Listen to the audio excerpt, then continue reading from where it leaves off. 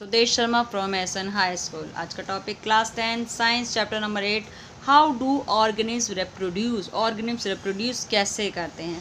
First of all हम हैं क्या है, लिविंग बींग्स है। लिविंग बींग्स में बहुत सारे प्रोसेस होते हैं, जैसे कि डाइजेशन है, रेस्पायरेशन है, ईजेशन है, ब्रीथिंग है, रेस्पायरेशन, एक्सक्रीशन एंड रेप्रोडक्शन। बहुत सारी लाइफ के प्रोसेस हैं जिनके बिना शायद लाइफ पॉसिबल है ही नहीं।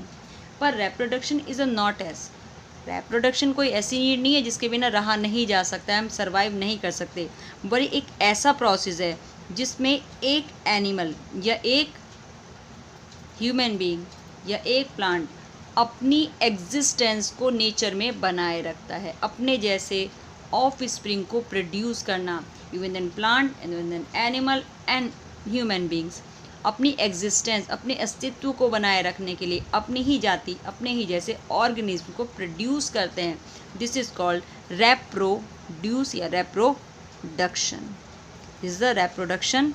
ओके, चलिए रेप्रोडक्शन के two types, which is two types. एक तो होता है सेक्सुअल रेप्रोडक्शन, एक होता है असेक्सुअल रेप्रोडक्शन। ठीक है, अब सबसे पहले बात करेंगे reproduction by single organism, single celled. ऐसे एनिमल जिनकी बॉडी सिर्फ एक सेल में कंप्लीट हो जाती है, तो उसमें कौन कौन से रेप्रोडक्शन पाए जाते हैं, हमें याद रखना चाहिए। जहाँ एक सिंगल ऑर्गेनिज्म रेप्रोडक्शन में पार्टिसिपेट करता है वो हमेशा कौन सा होता है, असेक्सुअल रेप्रोडक्शन होता है। कौन सा, असेक्सुअल रेप्रोडक्शन। चलिए इससे फर्स्ट हम बात करेंगे फिशन। अपने 9th क्लास में पढ़ा होगा, अमोइबा में फिशन कितने टाइप का पाया जाता है, 2 टाइप का। One is binary fission. Binary fission में क्या होता है, पर्टिकुलर स्टार्टिंग में एक एनिमल जैसे कि अमोइबा के अंदर सबसे पहले न्यूक्लियस, न्यूक्लियस और चारों साइड होती है फूड वैक्यूल्स और एक सरफेस से घिरा हुआ है चारों ओर से, राइट। मिडिल में सबसे पहले न्यूक्लियस में डिवीज़न होना स्टार्ट। डिवीज़न के बाद फिर धीरे धीरे अंदर का साइटोप्लाज्म डिवाइड होना शुरू हो जाता है और धीरे धीरे दोनों साइड से खांच बननी शुरू हो जाती है, ना आर्क बननी शुरू हो जाती है। और धीरे धीरे ये एनिमल दो न्यूक्लियाई या दो डॉटर न्यूक्लियाई डॉटर अमोइबा में चेंज हो जाता है या बदल जाता है। तो मीन एक से 2 एनिमल्स बन गए। This is the fission, it's called fission, binary fission.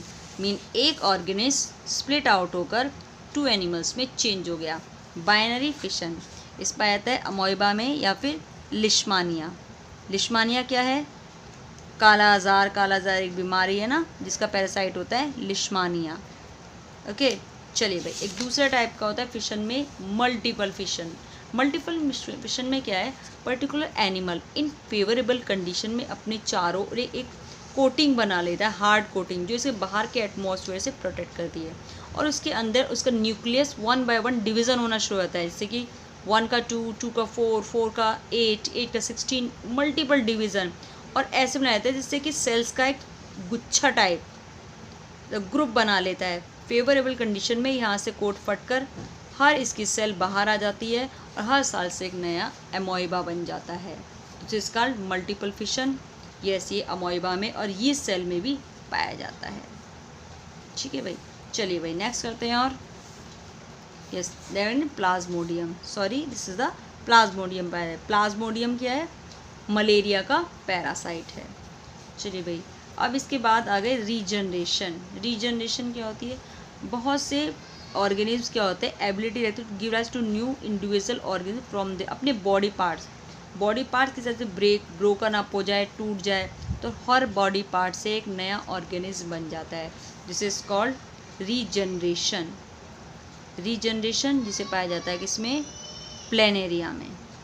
Fragmentation में क्या होता है, बॉडी के organism simply reproductive method can still work. Spirogyra में क्या होता है, सिंपली ब्रेकअप दिस, क्या होता है पूरी बॉडी मैच्योरेशन के टाइम पे स्मॉल पार्टिकल्स में टूट जाती है, अपने आप ब्रेकअप हो जाती है। और ब्रेकअप करने के बाद इन ब्रेकअप्स को कहते हैं, इन पीसेज को कहते हैं फ्रेगमेंट्स। और हर एक फ्रेगमेंट से एक नया इंडिविजुअल बनता है। This is fragmentation. The next budding में हाइड्रा का आपने जो पिक्चर्स भी दिखाई हुई है। सबसे पहले क्या होता है, हाइड्रा में एक साइड से एक सेल में एकदम डिवीज़न होनी स्टार्ट होती है, यहाँ पर एक छोटी सी आउटग्रोथ निकलती है, धीरे धीरे करके वो बड का स्ट्रक्चर ले लिया, धीरे से एक हाइड्रा की तरह बनती चली जाती है। और जब ये मैच्योर हो जाती है बॉडी फुली, तो ऐसे डिटेक्ट होके, बॉडी से डिटेक्ट होके एक अलग से अमोइबा के रूप में सर्वाइव करने लगती है। This is called a budding, a type of एक्सेक्सुअल reproduction in unicellular, या फिर कहोगे यूनिसेलुलर ऑर्गेनिज्म। वेजिटेटिव प्रोपगेशन, भाई ये तो बात क्लियर हो गई, बडिंग। एंड देन अब है vegetative propagation. Vegetative propagation animal plant के अंदर असेक्सुअल रिप्रोडक्शन, हम इसे कह सकते हैं असेक्सुअल रिप्रोडक्शन इन प्लांट्स। मतलब वेजिटेटिव प्रोपगेशन मतलब प्लांट की बॉडी से एक नए प्लांट का प्रोडक्शन होना। वेजिटेटिव प्रोपगेशन, वो प्लांट की बॉडी रूट्स भी हो सकती हैं, स्टेम भी हो सकता है, लीव्स भी हो सकती हैं, सो मैनी ऑन लाइक। जैसे वेजिटेटिव प्रोपगेशन में हमने देखा है स्टेम की छोटी, रोज़ के स्टेम की छोटी छोटी कटिंग करके लगाते हैं, तो हर कटिंग के में से एक नया प्लांट बन जाता है। This is called cutting. फिर आई, जैसे कि पोटैटो में पाई जाती है, छोटी छोटी खांच होती है ना, आइज होती हैं। और जब हम आलू को सॉ करते हैं, बोते हैं खेतों में, तो इस टाइप से काटा जाता है कि हर पार्ट में छोटी सी आई हो और उस आई में छोटी बड होती है, जिससे नया प्लांट का प्रोडक्शन होता है। Okay, this is the eye, the production by eye. Same that the leaf of bryophyllum, जिसके लीफ के मार्जिन में खांच होती है, मार्जिन्स होती हैं, इनमें छोटी छोटी बर्ड्स पाई जाती हैं। ये लीफ जब प्लांट से नीचे डिटेक्ट होकर गिर जाती है, तो सॉइल और मॉइस्चर और वाटर अवेलेबल होने पर तुरंत ही हर मार्जिन बर्ड से इसमें छोटे छोटे प्लांट्स ग्रो अप हो जाते हैं और डेवलप हो जाते हैं न्यू प्लांट्स में। That's it. द लास्ट है इसमें spore formation, basically find in multi cellular organism, जिसमें reproductive organ can be identify. Thread like structure पाए जाते हैं।